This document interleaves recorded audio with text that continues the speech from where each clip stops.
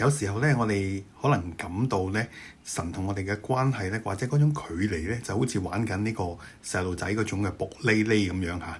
有時候咧，你睇我唔到嚇，神你睇我唔到。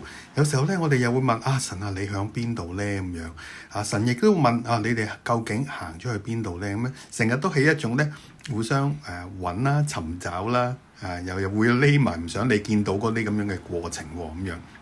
但係究竟上帝嘅同在係咪咁虛無縹緲，好似無影腳一樣啊？冇法子捕捉嘅咧咁樣。每次我睇詩篇139篇咧，其實我都好中意，因為裏邊用嗰啲嘅比喻咧，好靚好靚好靚。亦都講緊一種咧上帝嘅同在，或者係完全知道咧對我哋嗰種嘅認識咧係非常透徹，佢嘅應許咧好實在。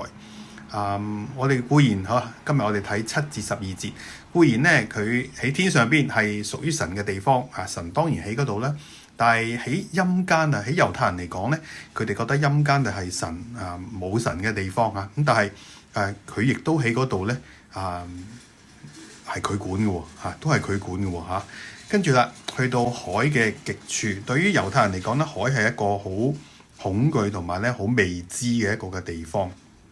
但即使去到呢啲咁去到盡咁樣嘅地方咧，唔知係點樣，有咩發生嘅地方咧，神話都係佢掌管喎。跟住啦，去到黑暗，黑暗代表咗一種咧係兇惡啦，或者係極惡嘅地方啦。黑暗亦都係猶太人亦都可能覺得嗰個唔係有神嘅一個嘅地方。但係究竟係咪咁樣咧？係咪嗰度唔關上帝事？唔係喎，神話我都喺嗰度。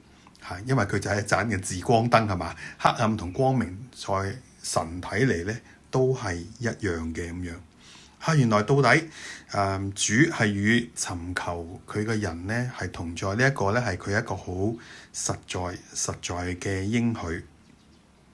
所以我哋今日可能喺就算落喺心靈啦、情緒啦、靈性嘅裏邊，可能我哋覺得好遠離好暗黑。甚至去到一個咧分死嘅狀態都好咧，神都話俾我哋聽，佢同我哋起埋一齊。而上帝嘅同在你在哪裏？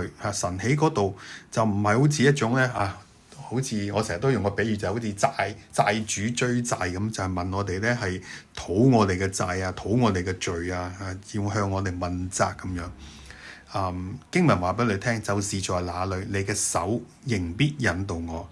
你嘅右手也必扶持我，引導扶持係上帝好想與我哋同在嘅時候，同我哋嗰種嘅關係係一種好親密，亦都係扶持嘅關係。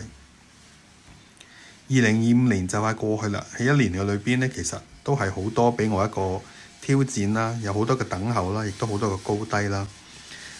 唔知喺整年嘅裏邊咧，神係點樣與你同在咧？你如何去睇得見神與你同在呢？